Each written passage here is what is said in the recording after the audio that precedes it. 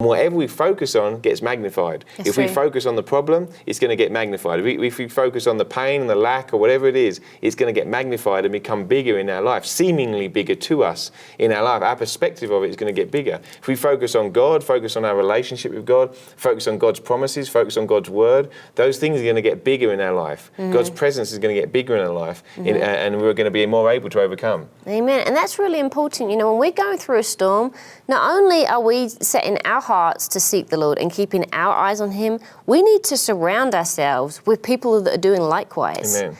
You know, like Ashley's saying, we don't want to be focusing on the lack and focusing on the sickness and becoming an expert in everything that's wrong.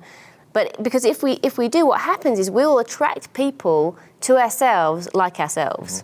Right? We become magnets. If we're going through a challenge, if we're going through a storm, maybe you're believing God for a healing, then make sure that you're surrounding yourselves with people that will believe with you. Right? There is wisdom in the multitude of counselors. Sometimes we need some Jesus with skin on. Amen. You know, if we were a part of a church, and this is going back a long time now, but when our daughter was really sick, and we were believing for healing, we were starting to get some revelation on healing, and it was pretty soon into that we realized that the church that we were in weren't really on the same page with that. Right. And that it was almost like a toxic environment. And we realized that we had to actually get up and move. Right. We need to relocate. It wasn't that, you know, we didn't love the people that were around. It's just that when we're in a storm, we need to surround ourselves with people that are going to support us, and we're going in the same direction. Be in faith. People that can be in faith, people that know how to believe God with you. And that doesn't mean a lot of people. Sometimes people go for a storm and they'll call a prayer line and they want 100 people to pray. There's no more power in 100 people praying than 2 people praying. The point is, you need to get people around you with faith. Everyone needs a few good friends.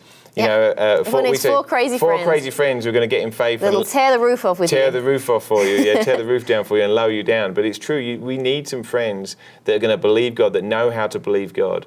And you know, you need to find people like that know it, and people that have been through some storms as well. It's amazing when we're in a storm, people have advice for us that have never been through that storm or never been through a storm like that, and they tell us all what you got to do, and they haven't even been through it themselves. It's super encouraging to meet someone that's on the other side of a similar storm that you're going through. That survived. Amen. And so surround yourself with people that, you know, I love to surround myself with people that are spiritually more advanced than me, spiritually elders, if you like, because they can give me advice, they can speak into my life.